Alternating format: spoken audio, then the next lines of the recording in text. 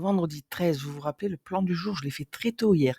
Et qu'est-ce que je répète tout le temps? Entre la fin de l'Asiane et le début de Londres, le cours prépare le setup de la matinée. Nous avions cette fourchette ici. Quand on crée un plus haut et qu'on laisse une imbalance, le haut de l'imbalance et le haut non manipulé, c'est notre fourchette avec son point médian. Et le prix va latéraliser là-dessus. Ce qu'on veut, c'est travailler les hauts et travailler les bas. Nous avions laissé cette imbalance H4 qui a été fermé en H4 aussi. On va voir ce qui s'est passé tout de suite. Je suis Christine, bienvenue sur ma chaîne. Alors cette journée de jeudi, on va faire le plan du jour juste après. Aujourd'hui, on clôture la bougie weekly. Ici, nous sommes en M15. On a été chercher le bas de l'imbalance et regardez la réaction dans le gap d'ouverture de début de semaine. On crée un plus bas, impulsion haussière qui nous laisse une imbalance. À ce moment-là, qu'est-ce qu'on a fait en plus de fermer l'imbalance et d'avoir été chercher, la liquidité temporelle sous la forme du gap d'ouverture début de semaine. On a pris le bas de notre fourchette. Je vous l'ai dit juste avant. On crée un plus haut qui à ce moment-là a été non manipulé et un déséquilibre sous la forme de cette imbalance M15. En orange, je vous rappelle que c'est matérialisé l'imbalance H4 qui se reporte sur les unités de temps inférieures.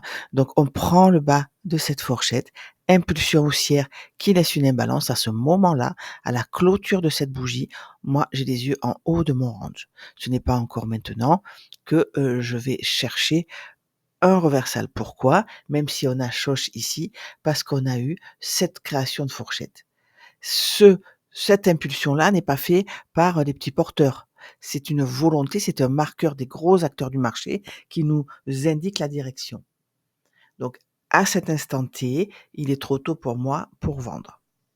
Donc, on confirme avec cette impulsion et on va effectivement chercher le haut ici créé. On va en même temps chercher le haut de la veille. Je vous rappelle que c'est la journée de mercredi. Donc le plus haut de la veille était celui-là. Hier, nous avons créé ce plus haut ici et on va s'en servir aujourd'hui jeudi. Vous rappelez le code couleur des zones. En rose, c'est l'Asie. En bleu, c'est Londres. Et en vert, c'est New York.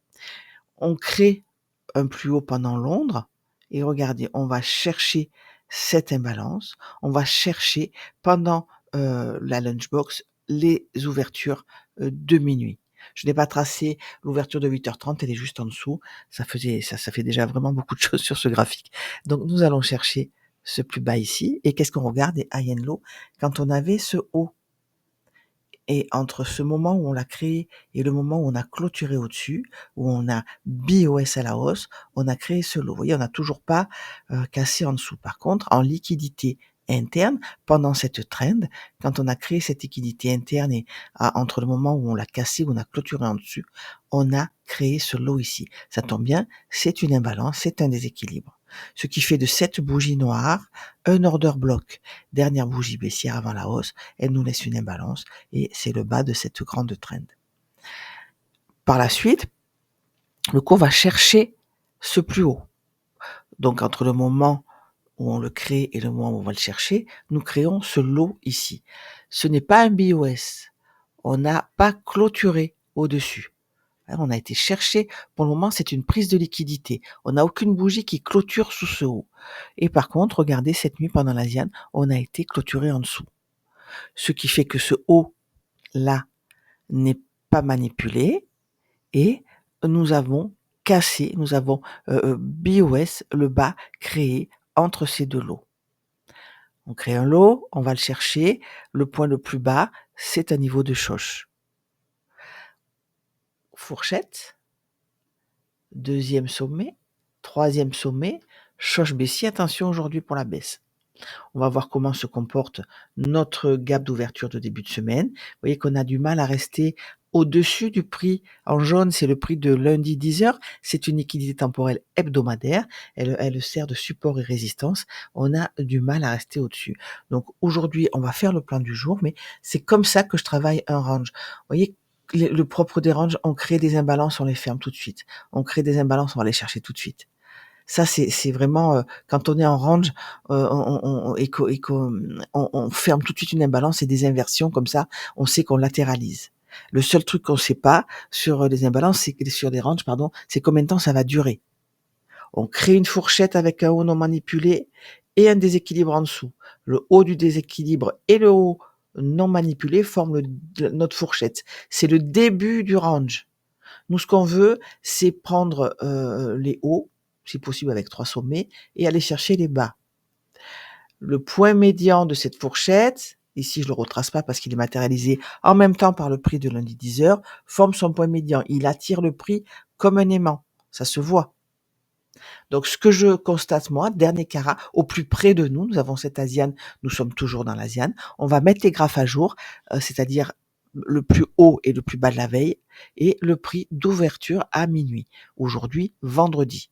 Et on va voir si cette prise de liquidité qui n'a pas confirmé la hausse par un BOS, mais au contraire, cette impulsion baissière là, qui va choche ici le lot créé entre la prise des plus hauts, qu'on a encore une fois, quand on a prise plus haut et entre le moment où on l'a créé et le moment où on a été le chercher, on a créé ce plus bas, c'est visuel, c'est le point le plus bas entre les deux, on a une bougie qui clôture en dessous. On va chercher cet order block ici. Qu'est-ce qu'on demande à un order block?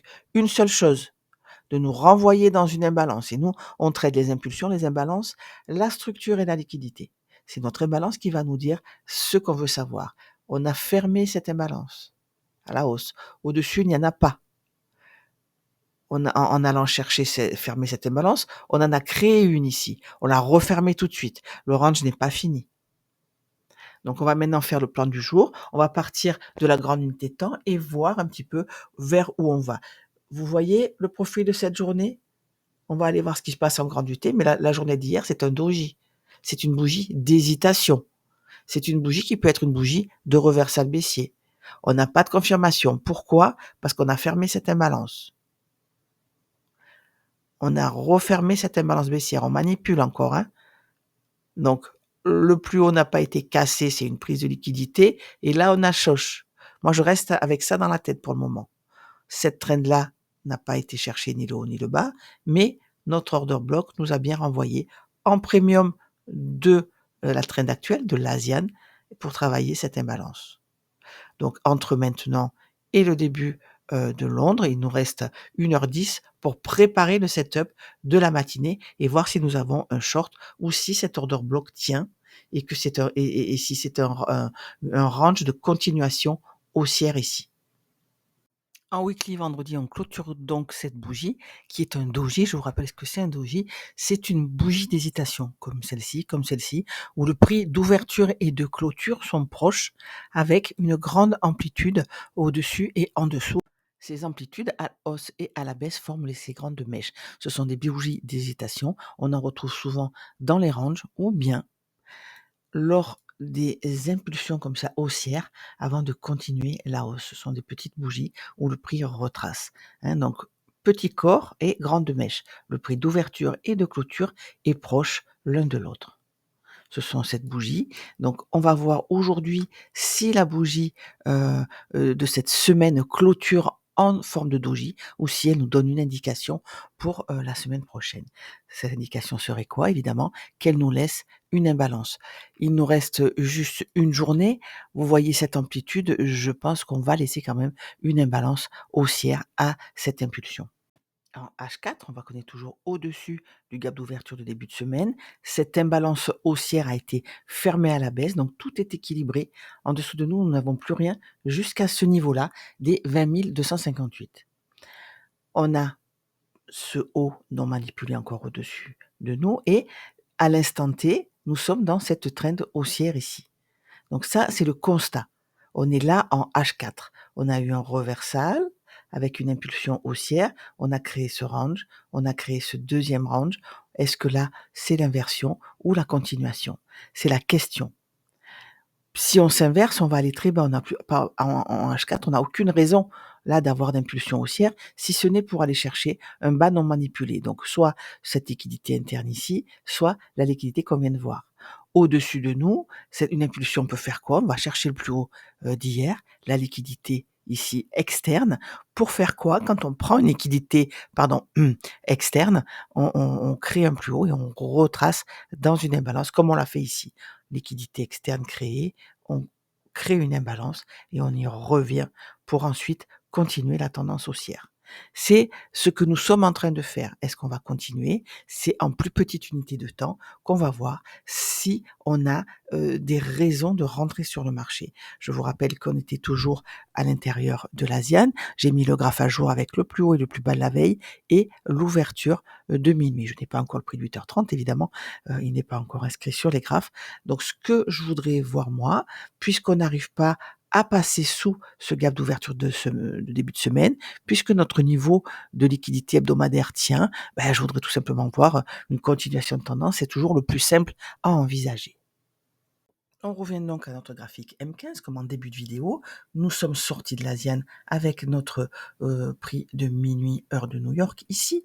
Et on a maintenant une vision en grande unité de temps où on se dit, voilà, le plus simple, ça c'est vraiment que ce niveau-là tienne et qu'on aille continuer la tendance. Mais attention, on a notre haut et notre bas d'Asiane. On est toujours à l'intérieur.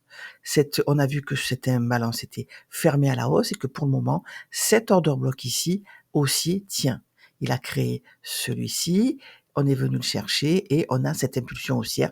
On est en train de créer cette trend-là à l'intérieur, encore une fois, de notre Asiane. Vous le savez, moi, ce que j'aime bien faire avant de partir, c'est prendre le haut et le bas de l'Asiane. Il ne le fait pas toujours.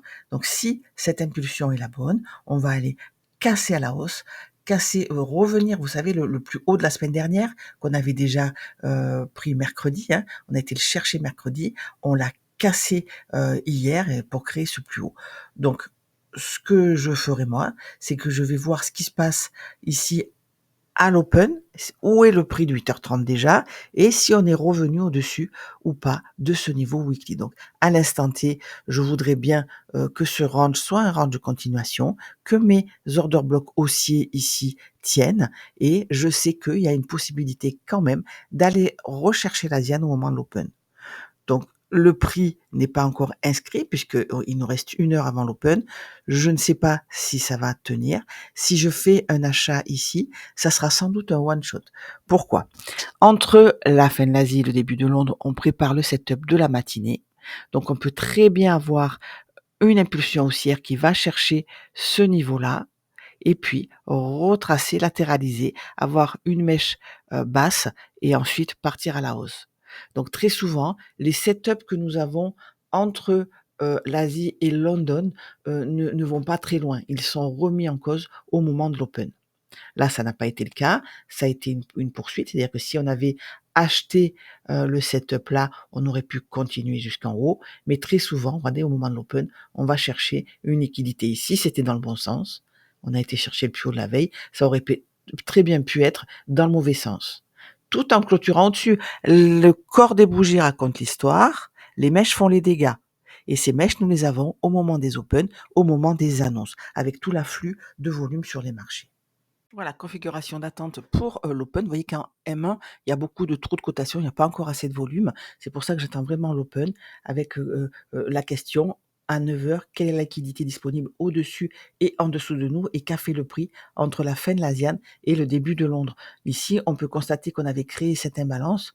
Donc, en rentrant sur le haut de l'imbalance, on était bon. Donc là, je vais me poser la question. Admettons que ce soit dans la minute qui suive soit celle de l'open, je me dirais voilà, ici on a un order block, on n'a pas pris l'Asian low, on a bien tenu notre gap d'ouverture de début de semaine et on a créé cette imbalance là. Donc cette imbalance, on a été chercher l'order block, impulsion haussière qui nous laisse cette imbalance. Bon ben moi, je voudrais rentrer long ici avec assez d'amplitude pour aller chercher au-dessus de moi l'Asian high. C'est comme ça que je fonctionne. Il me faut mes 20 points d'amplitude pour mon TP1 et ensuite, soit je mets ABE, soit je laisse mon stop loss qui est réduit puisque j'ai pris déjà des partiels, j'ai enlevé du volume au trade, même si par la suite je re-rentre. Je me suis déjà payé. Il faut se payer, c'est très important pour le mental. Ça évite de faire des bêtises par la suite et ensuite suivre le cours, pourquoi pas jusqu'au plus haut ici, ou bien prendre ce plus haut, avoir une impulsion baissière ici qui nous laisse une imbalance, pourquoi pas, hein. Je ne sais pas, à l'instant T, je ne sais pas. Ça, en M15, ça a une gueule de reversal parce qu'on a choche à la baisse ici. En H4, on a vu que il était fort probable que ce soit un range de continuation haussière. Donc, nous sommes haussiers en H4, nous étions baissiers en M15. Là, on est en train de repasser aussi avec le bémol de ne pas avoir pris l'Asian Low. Ce gap d'ouverture de début de semaine a plus de valeur qu'une Asian. Et il a tenu pour le moment. Ce qui me fait dire que ces order blocks devraient le faire aussi. Donc je vous retrouve sur le Discord, même si je ne parle pas beaucoup ce matin parce que je vais travailler, je vais trader ce matin. Je vous lis, je réponds à vos questions, je vais me concentrer, j'ai plusieurs comptes à gérer en même temps, donc je préfère me mettre dans ma bulle et je me connecterai en live à 11h dans la room du Discord. À tout à l'heure.